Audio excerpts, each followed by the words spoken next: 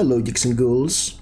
As you probably know, October is the month when BookTube is making suggestions for spooky, scary Halloween books. And how can I say no to that, because I'm doing that all year long. Today we'll go for something different than your best of horror that you see on BookTube, because today I'll tell you about 5 amazing horror novels that come from Europe. And yes, I know that the UK is in Europe, even though they try to deny this, and I also know that Ireland is in Europe too, but those 2 countries are out of this list because, let's be honest, yes, they have all those amazing horror authors and also Sean Hudson, but they're too close to the American books. I mean, we hear about horror books from North American and British and Irish people all year long, so we'll go to mainland Europe and I'll propose 5 horror books written there, and they're fairly recent books. They were written within the last 30 years or so, I believe. And without further ado, let's get the suggestions. I'll start with the one book I actually have in English, and it is Let the Right One In by John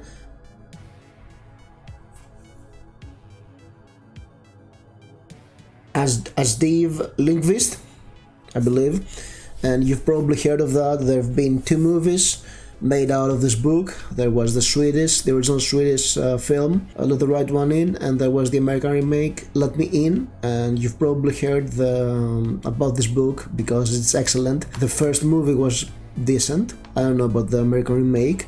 It's about a boy, Oscar, who lives in the 80s in Sweden with his single mother, and they are in the projects. Basically, they live in the projects, and he's bullied in school, and one day he meets one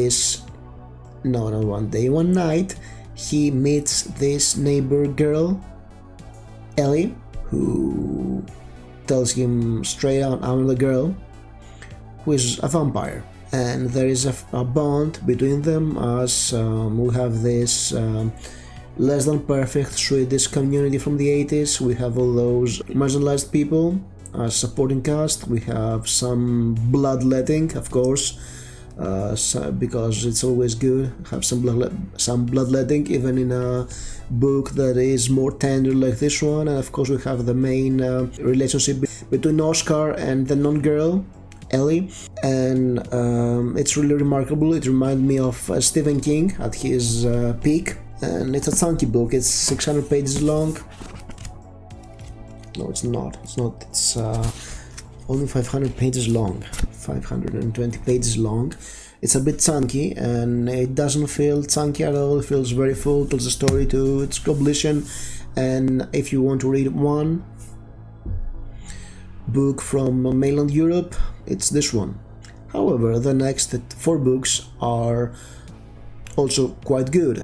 Kind reminder that Local Haunts, the HorrorTube Anthology, where I participate in, is currently available for order, either as an ebook or as a paperback. There's a link on the description below. Such as The Perfume by Patrick Suskind. It's a German book. It was published in 1987 and it won a World Fantasy Award.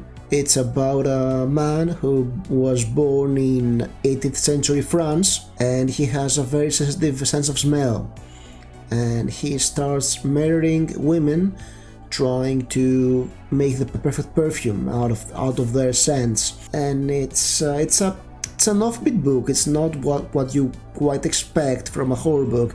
It's more a very dark magical realism book. It's definitely out of the traditional horror structure, but it's a great book. It's amazingly written. It's very original. The way it focuses on the smell, on what our main character, Jean-Baptiste Grenouille, is, how he's experienced the world, and how this drives him. Well, it's not quite drive, how he gets to start murdering people, and how this all ends is just You have to read it to believe it, and if you haven't read it yet, you're missing out. It's a great book. I'll suggest this one. And yes, we have a bit of a problem with getting to traditional thrillers, but I have one for you. It's from Spain. It's called The Art of Murder by Jose Carlos Somoza. Somoza is a Cuban author who I think he was either born and raised in Spain, or he moved in Spain in a very early age. So he has written a lot of mystery books, and actually quite like his books. The Art of Murder is probably his best out of the ones I've read, and if you are not English, you may find it in a variation of Clara in Half-Light, because that's the original title, Clara y la Penumbra, where in 2006, about the time the book was written, and there is this new art form that's very popular. It's living art. It's taking people and making them canvases for artwork. So we have models that are specially trained to stay still for hours every day, and they are exhibits in museums and galleries or in houses of the wealthy. But when canvases start to get murdered, and you know, canvases are models, they're real people, and sometimes they are used in snuff movies, then we have a dark world where the crimes have to be solved, and we have Clara, the main character, which is a model, a canvas, that's in the center of this, and she tries to find out what's happening. And this book is really special. It's really dark, very original concept, the living art, and it takes this concept to the maximum. And if you haven't read this book, go and find it. Yeah, go get it. Go find and get it. I'll try to track it down and leave a link below, as with every other book, because I want you to find it and read it. And I can vouch for it, this book is amazing, you should read it. And we'll stay in the country of Spain for our next book, which is Cold Skin by Albert Sanchez Piñol. And it was not written in Spanish, it was written in Catalanian. I had a conversation about this book with Kasia from Kasia's book Cemetery, who is Spanish, and I was telling her about this book, and she said, oh, it's Catalan, and I was like, oh, yes, they're different. I just learned that there is another language used in Spain called Catalan.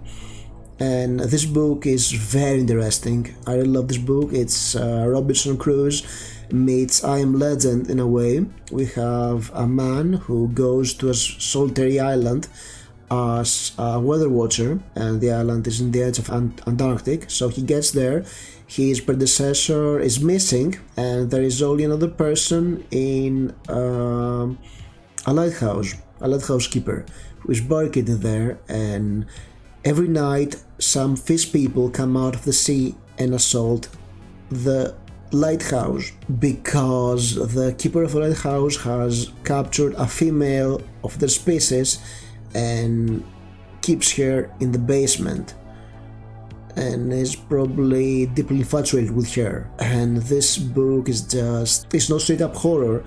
The horror element, the fantastical element, is used as an allegory about the nature of man, what makes a man and or a monster, and how thin the line between these two is. And it's really interesting. It's a short book, and if you like this one, you can also try reading his next book, Pandora Congo, a similar story about some people, some colonists going in Congo, and they go missing because they encounter a mine guarded by some riches, and the last survivor is relaying his story as he's in jail, because they believe that he murdered the others. And we have this extra layer of a narration of the events, which makes the book also very interesting. But I would suggest you go for Cold Skin. Before we go to the fifth book, in the most recent one in these suggestions, I would make a honorable mention, because I have to talk about the wonderful country of Italy and the Dylan Dog comic books, which are probably the best horrors that have been published in Europe in the last 30 years. It's a very long series of standalone horror comic books I think there are over 400 issues in Italy. They're being published monthly since 1987, and there's some great books because, well, your average album is 100 pages long, black and white. There is a review for this one on my channel, The Long Goodbye, because it's very hard to get those books in English. But if you're not a native English speaker, if you're a European citizen, if you're from, I don't know, Germany or France, you can probably find copies of this comic book. They're more surreal than your average horror comic. They're a bit of meta-literary in their own way, and they're just great. There are some amazing stories in Dylan Dog, and if you haven't read any of Dylan Dog comic books, you're missing out. So let's get to the final book suggestion in this video. You Should Have Left by Daniel Kellman. This is also a German book. It was published 3 years ago in 2017. It recently became a movie, and it's a very short book. It's a novella, actually. You can read it in one sitting, and it's like The Shining and The House of Leaves had a child. We have this writer who goes with his wife and their daughter in a house outside on a mountain for vacations, and things start to happen. There's definitely something off about the marriage. The wife is constantly taking text messages on her mobile phone, and the husband is trying to write a German comedy. So yes, that's scary already. Weird things will happen, and I think it deserves a read. It's a very fast read and really interesting. It's actually my least favorite of the 5 books I've recommended here, but yeah, it's I think it's very interesting, and it's an interesting read, and the writing is just great. It's very elliptical and fragmented, and actually this represents the way our main character feels and thinks. So these were my 5 European horror book suggestions.